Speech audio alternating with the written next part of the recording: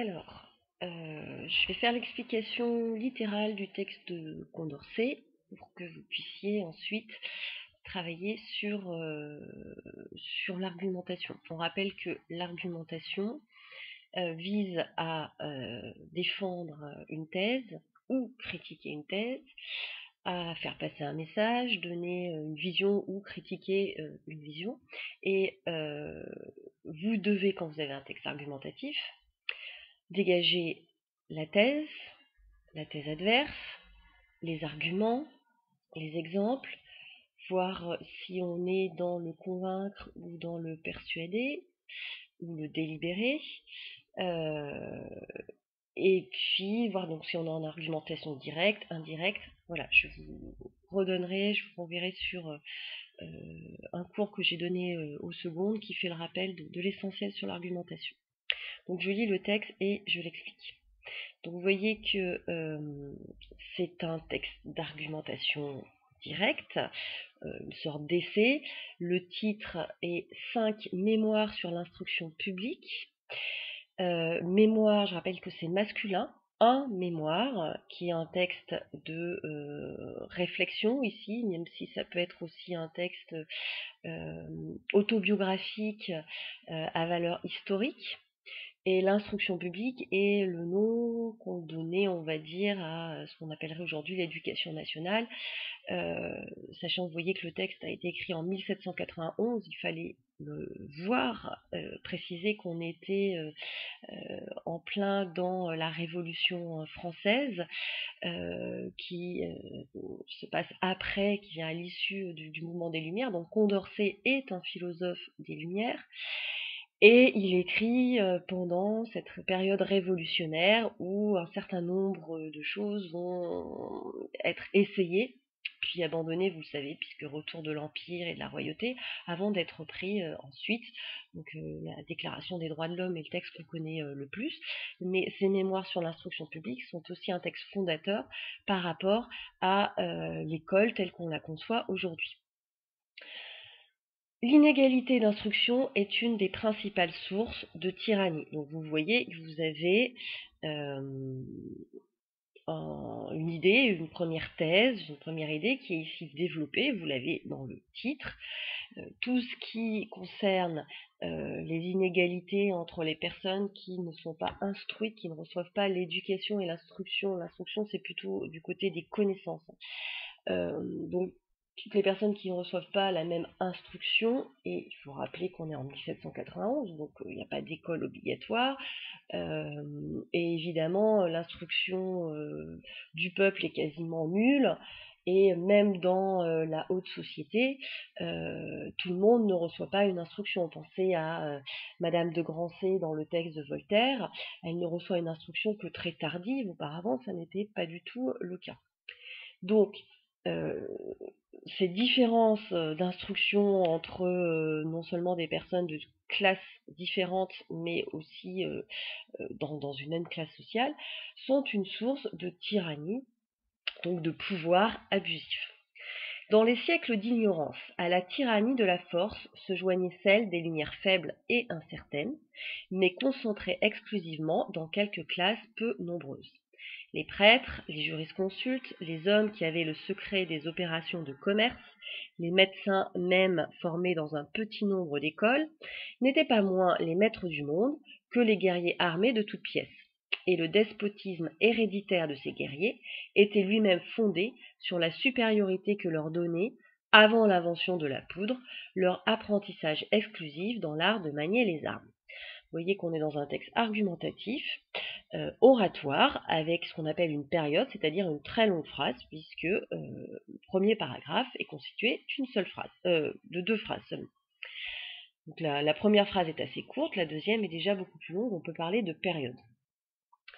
Dans les siècles d'ignorance, il faut bien comprendre que on se réfère à une période antérieure qui désigne probablement le Moyen Âge, mais aussi peut-être l'Antiquité. On est dans un flou, dans un passé un petit peu imaginé, qui n'est pas forcément historique.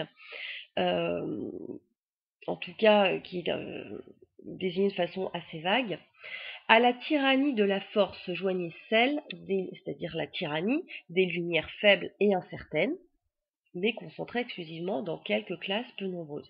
Donc en gros, la tyrannie, donc le pouvoir excessif, despotique, vient de deux choses, de la force, la loi du plus fort, et d'une forme d'instruction, de connaissance, mais d'une connaissance faible et incertaine. Les Lumières, c'est une métaphore que vous trouvez évidemment dans l'appellation siècle des Lumières.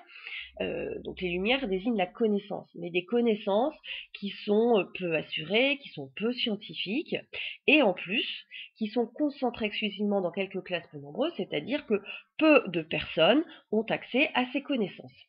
Donc, deux sources de pouvoir tyranniques, la force armée par exemple, et des connaissances qui ne sont pas très scientifiques, qui peuvent être les superstitions. Souvenez-vous que les Lumières, c'est la lutte de la connaissance véritable, la connaissance scientifique, contre des connaissances, enfin des croyances, des superstitions, et notamment contre des choses qui peuvent venir de la religion.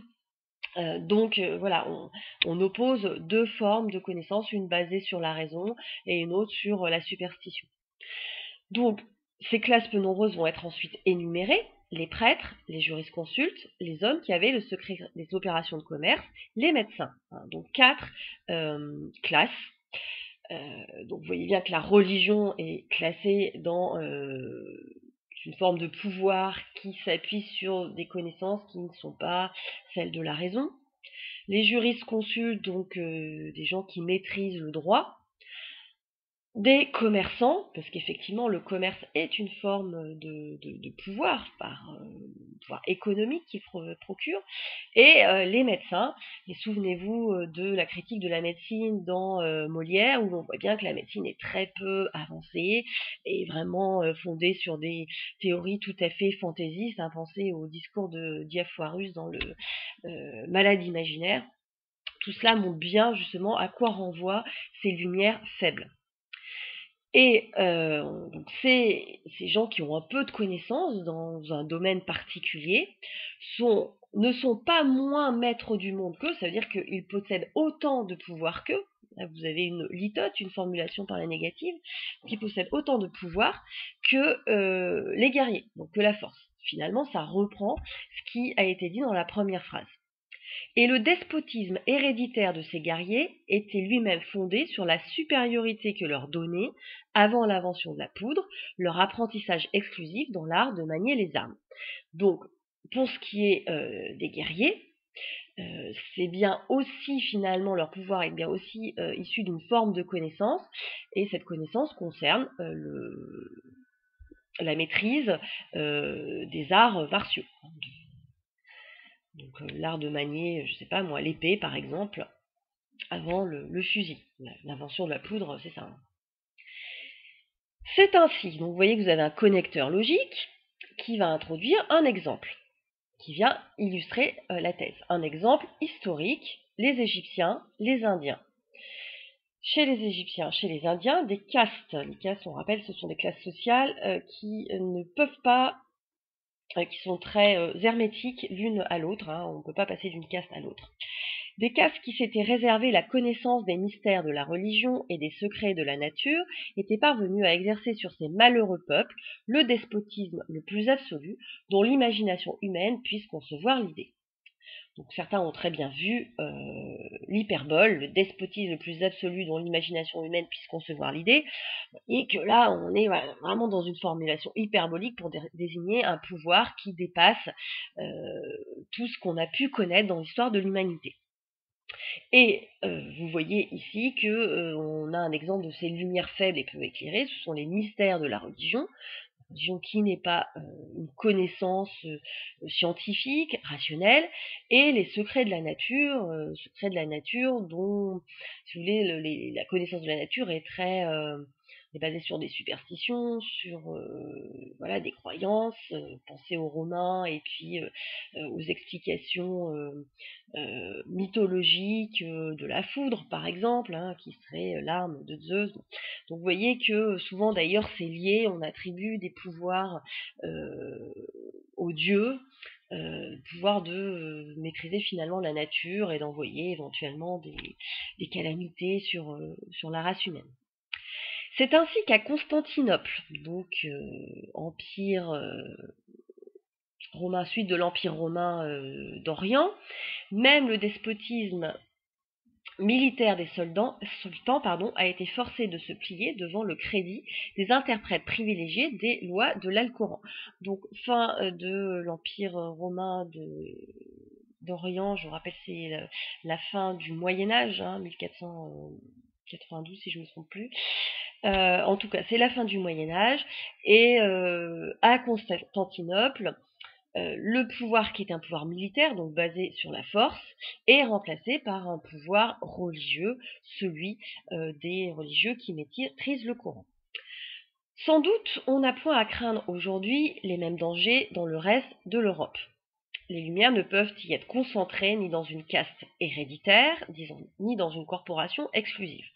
Donc il est en train de faire une concession avec sans doute et de comparer justement l'empire Constantin de Constantinople avec l'Europe, donc opposition entre la Turquie et puis l'Europe, qui montre une supériorité finalement européenne dans la mesure où la connaissance n'est pas concentrée dans une seule classe sociale, il n'y a pas de classe héréditaire, encore qu'on pourrait parler de l'aristocratie, elle est bien héréditaire cette aristocratie, mais on a vu qu'on est en 1791, donc normalement les privilèges ont été abolis. Et il n'y a pas une seule famille de métiers, une corporation c'est ça, une famille de métiers qui concentre toutes les connaissances. Voilà, donc il n'y a pas un risque de despotisme aussi grand parce qu'il y aurait une seule classe qui concentre toutes les connaissances. Il ne peut y avoir de ces doctrines occultes ou sacrées qui mettent un intervalle immense entre deux portions d'un même peuple. Les doctrines occultes ou sacrées, occulte veut dire caché, ça vient d'un mot latin qui veut dire caché, et c'est tout ce qui concerne l'ésotérisme, donc la maîtrise de certains rituels de magie par exemple, on pourrait parler du chamanisme, des choses comme ça, et vous savez que dans ces cas-là, eh bien, par exemple le chaman possède des connaissances que ne possède pas le commun des mortels, et du coup il y a une forme de dépendance à cette sorte de connaissances. Mais ce degré d'ignorance où l'homme jouait du charlatan qui voudra le séduire. Attention, jouer, bon, je veux bien qu'il y ait une métaphore, mais c'est plutôt une expression. Être le jouet de quelque chose, ça veut dire que on est à la merci de quelqu'un qui peut faire n'importe quoi de vous. Et un charlatan, c'est justement désigne justement ces personnes qui ont quelques connaissances, mais des connaissances qui ne sont pas basées sur la raison. Donc ce degré d'ignorance où l'homme évidemment, il s'agit du peuple, de l'homme du peuple, il faudrait le préciser, c'est pas forcément clair dans vos devoirs. Jouer du charlatan qui voudra le séduire et ne pouvant défendre lui-même ses intérêts, est obligé de se livrer en aveugle à des guides qui ne peut ni juger ni choisir. Cet état d'une dépendance servile, qui en est la suite, subsiste chez presque tous les peuples, à l'égard du plus grand nombre, pour qui dès lors la liberté et l'égalité ne peuvent être que des mots qu'ils entendent lire dans leur code et non des droits dont ils sachent jouir. Donc on a fait une concession en disant qu'en Europe, il ne pouvait pas y avoir une seule caste qui possède tout le pouvoir, donc ça limite un petit peu, on va dire, les excès d'une dictature concentrée dans les mains d'une seule classe sociale. Mais malgré tout,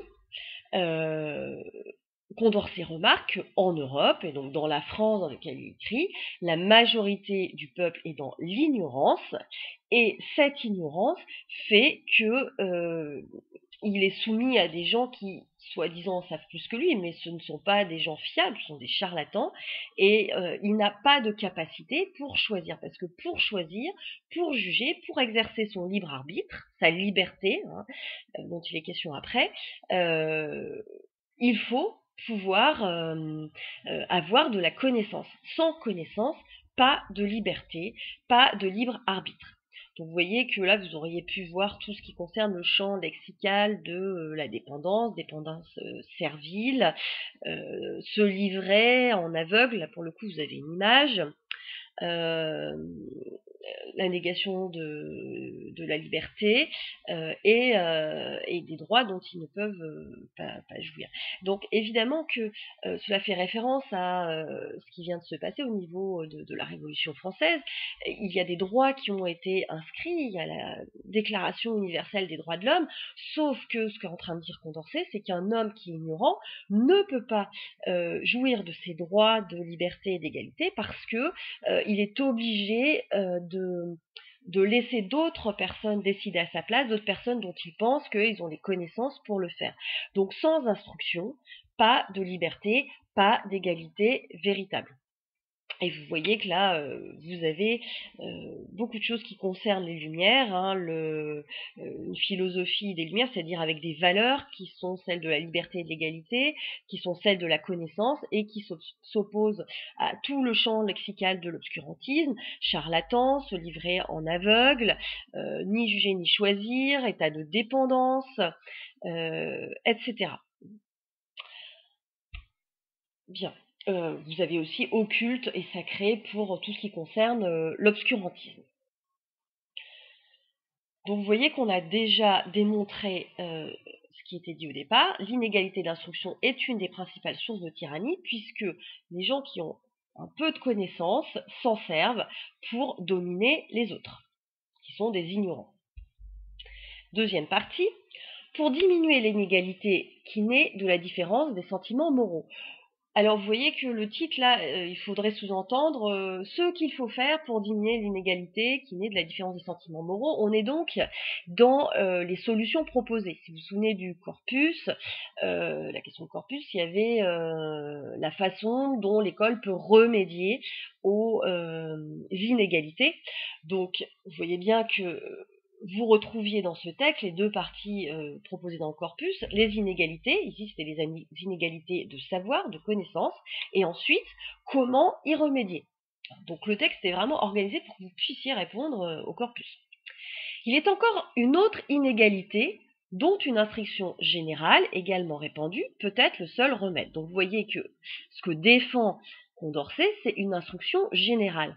Ça veut dire quoi? Ça veut dire que tous les hommes doivent pouvoir être instruits, doivent pouvoir aller à l'école et recevoir une éducation, des connaissances. On n'est pas dans l'éducation, on est dans l'instruction, c'est-à-dire qu'on va donner des connaissances. Et on va aborder donc une autre source d'inégalité, qui n'est pas celle purement de la connaissance, mais vous allez voir une inégalité qui concerne finalement cette fois l'éducation. Donc vous voyez que vous avez bien ces deux aspects, l'instruction pure qui est du côté de la connaissance et l'éducation qui est du côté plutôt du savoir-être, hein, ce qu'on appellerait aujourd'hui le savoir-être, la façon de se comporter en société, de parler, etc. Hein, donc ce qu'on appelle l'éducation et ce qui va appeler aussi les mœurs. Quand la loi a rendu tous les hommes égaux, donc évidemment qu'on fait référence à la Constitution qui a été décrétée après la Révolution française avec la Déclaration des droits de l'homme. Donc égalité, tous les hommes naissent libres et égaux.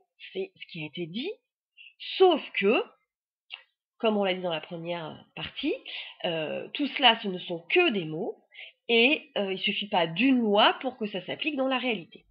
La seule distinction, donc la seule différence qui les partage en plusieurs classes est celle qui naît de leur éducation. Donc s'il n'y a plus d'inégalité de classe, c'est-à-dire des aristocrates, vous vous souvenez que la Révolution abolit un système d'État, hein, donc vous aviez l'aristocratie, la noblesse d'un côté, l'Église de l'autre, et enfin le tiers-État, le peuple, dans lequel il y a aussi bien les bourgeois que les paysans ou que les ouvriers. Donc, normalement, la Révolution française déclare qu'il n'y a plus ces classes sociales et tous les hommes naissent libres et égaux. Il n'y a pas d'aristocrates qui ont plus de droits que les autres. Néanmoins, il reste une différence, une distinction, et c'est celle qui naît de leur éducation. Elle ne tient pas seulement à la différence des lumières, donc à la différence d'instruction, de connaissance, mais à celle des opinions. Vous voyez qu'on est dans autre chose, on est dans quelque chose de plus personnel, les opinions, les goûts, les sentiments. Donc une distinction d'opinion, de goût, de sentiment qui est une conséquence inévitable de la différence d'éducation. Et ensuite, on explique. D'accord? On va expliquer l'idée qui est défendue en donnant des exemples. Le fils du riche ne sera point de la même classe que le fils du pauvre, si aucune instruction publique ne les rapproche par l'instruction. Vous voyez que ici, il y a une concession, et que évidemment, c'est ce pourquoi se bat Condorcet, il faut qu'il y ait une institution publique, une instruction qui mette tout le monde à égalité. Et la classe qui en recevra une plus soignée, qui aura reçu une meilleure éducation, donc qui aura appris les codes de la politesse, du savoir-être en société, qui maîtrisera le langage, donc aura nécessairement des mœurs plus douces, une probité plus délicate, une honnêteté plus scrupuleuse. Donc vous avez une énumération avec, on va dire, ce qui va suivre ici, une antithèse. D'accord? Elle était quand même, normalement, elle aurait dû être facile à repérer, l'antithèse, puisqu'on oppose la classe qui a une éducation soignée avec des mœurs plus douces, c'est-à-dire des gens qui vont être moins, je sais pas, bagarreurs, il va y avoir moins de violence, si vous voulez, dans cette société-là, parce qu'on maîtrise le langage. Donc, on ne va pas s'entretuer, on ne va pas se bagarrer. Une probité plus délicate. Probité veut dire honnêteté. Donc, il sous-entend que quand on a une éducation soignée, on est plus honnête. Et vous voyez que honnêteté, enfin probité est repris par honnêteté. Donc, en gros, l'homme riche qui a reçu une éducation soignée va être moins violent, plus honnête que l'ignorant. Voilà, donc ses vertus seront plus pures à l'homme riche. Donc, je rappelle que les vertus, ce sont les qualités. Ces vices, ce sont les défauts au niveau moral. Hein. Les vices, ça peut être la malhonnêteté, le mensonge, la violence, l'hypocrisie. Voilà, c'est tout ça les vices. Mais aussi au niveau plus concret, je sais pas, l'alcoolisme. Voilà. Donc ces vices, au contraire, seront moins révoltants. Et vous voyez que vous avez des oppositions à terme, plus pures qui s'opposent à moins révoltants. Sa corruption qui s'oppose à honnêteté, moins dégoûtante qui s'oppose à plus scrupuleuse, moins barbare et moins incurable. Et en plus, vous avez une énumération avec un rythme ternaire, vous avez 3 adjectifs. Moins dégoûtante, moins barbare, moins incurable. Donc on est du côté, je vous rappelle que la barbarie s'oppose à la civilisation. Et on comprend ici que les lumières, la connaissance, c'est du côté de la civilisation. Et si on est dans l'ignorance, on aura tendance à être dans une forme de manque de civilisation, de barbarie. Et donc ça ne veut pas dire que l'homme riche n'a pas de vices, hein, il en a. Mais ils sont moins révoltants, moins dégoûtants, moins barbares et surtout moins incurables. Incurable, ça vient d'un préfixe négatif un, et curo en latin veut dire soigner. Donc quelque chose qu'on ne peut pas soigner, incurable. Donc là, il est en train de dire, en gros, si l'éducation de départ est soignée, eh bien, il sera plus facile de venir à bout des défauts d'un homme. Ce sera plus facile de le corriger dans ses défauts. Il existera donc, conséquence, vous voyez, connecteur logique, on est dans une argumentation rationnelle, on cherche à convaincre puisqu'on fait appel à la raison. Une distinction réelle qui ne sera point au pouvoir des lois de détruire et qui, établissant une séparation véritable entre ceux qui ont des lumières et ceux qui en sont privés, en fera nécessairement un instrument de pouvoir pour les uns et non un moyen de bonheur pour tous. Donc, il est en train de dire que si il n'y a pas d'éducation pour tous, les lois ne peuvent pas détruire la distinction entre ceux qui ont des lumières et ceux qui n'en ont pas, ceux qui ont de la connaissance et ceux qui n'en ont pas, et ceux qui ont de la connaissance ont en cette connaissance un moyen de pouvoir sur les uns, et cela nuit au bonheur de tous. Le devoir de la société relativement à l'obligation d'étendre dans les faits, autant qu'il est possible, l'égalité des droits, consiste donc, là encore connecteur logique de conséquence, à procurer à chaque homme l'instruction nécessaire pour exercer les fonctions communes d'homme, de père de famille et de citoyen, pour en sentir, pour en connaître tous les devoirs. Donc, Condorcet défend tout cela devant l'Assemblée. Il y a une Assemblée maintenant, hein, souvenez-vous, après la Révolution. Il défend l'idée qu'il faut instruire tout le monde. C'est un discours militant, on pourrait dire, pour l'instruction. Et pour lui, donc, l'instruction est un devoir de la société pour rendre l'égalité des droits qui a été déjà déclarée effective. Il ne suffit pas de la déclarer, il faut la rendre effective, réelle, dans les faits. Et on remarquera ici que cette égalité concerne quand même l'homme seulement, hein, et pas les femmes, et que cette égalité a une conséquence positive pour l'ensemble de la société, puisque cela permet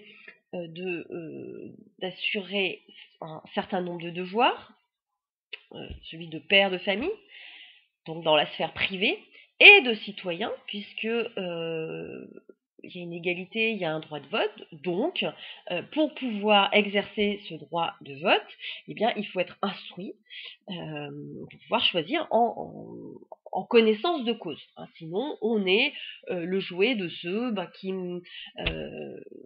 maîtrisent le langage et qui vont donc pouvoir par leur discours manipuler les gens qui ne comprennent pas grand-chose finalement. Voilà, donc la thèse de Condorcet qui est défendue, c'est qu'il est nécessaire pour que l'égalité des droits qui a déjà été établie, pour qu'elle soit effective, il faut donner une instruction à tous. C'est donc ce qui va aboutir, mais bien plus tard finalement, à l'instruction publique de Jules Ferry, obligatoire pour tous les enfants. Mais vous voyez qu'il faudra évidemment du temps pour que cette instruction publique soit établie, même s'il va y avoir un développement des écoles tout au long du XIXe siècle. Voilà, l'éducation telle qu'on la connaît aujourd'hui, c'est les lois de Jules Ferry sous la Troisième République. Donc, le commentaire pouvait prendre forme, pouvait aborder les thèmes suivants, la philosophie des Lumières. Rappelez-vous, quand vous faites un commentaire de texte, il y a plusieurs façons d'aborder les choses. Si vous êtes dans un texte argumentatif, vous pouvez toujours réfléchir à quelle est la visée, le message de l'auteur, donc quelle est sa thèse, quels sont ses arguments, etc. Et puis ensuite, comment il s'y prend, quelle est sa stratégie argumentative, argumentation directe ou indirecte, convaincre, persuader, délibérer, type de raisonnement, type d'argument, etc. Donc vous pouvez toujours, ça distingue un petit peu le fond et la forme, donc ça peut être un peu périlleux, mais c'est quand même possible d'axer une première partie sur la visée, le message. Je montre voilà, que j'ai compris le texte, l'argumentation de l'auteur, et ensuite que je vais analyser sa stratégie argumentative. Donc c'est une possibilité pour un commentaire d'un texte argumentatif. Vous pouvez aussi toujours réfléchir au mouvement auquel est associé un texte. Quand c'est le cas du classicisme ou des Lumières, c'est quand même indispensable d'avoir des connaissances sur ces grands mouvements, et ces connaissances vont vous permettre éventuellement de faire un des axes de lecture par rapport à ce mouvement et montrer comment ce texte est représentatif d'un mouvement littéraire que vous connaissez. Donc voilà, les Lumières, ça défend la connaissance contre l'obscurantisme, ça défend des valeurs, d'égalité, de liberté, et tout ça vous pouvez le voir dans le texte, donc vous pouvez le développer. Dans une deuxième partie, vous pouvez voir la thèse et l'argumentation de l'auteur. Donc vous voyez que ces deux aspects, le mouvement littéraire et puis la visée et la stratégie argumentative de l'auteur, pouvaient vous donner deux axes de lecture. Donc il faut acquérir des réflexes comme ça. Je connais le mouvement littéraire auquel appartient le texte, qu'est-ce que je peux en déduire? Qu'est-ce qui me montre que ce texte appartient à ce mouvement littéraire? Mais encore faut-il avoir les connaissances là-dessus. Et d'un autre côté, sur le sens, quelle est la visée de l'auteur, quel est son but et comment il s'y prend. Donc vraiment, utilisez les connaissances de cours pour trouver vos axes de lecture.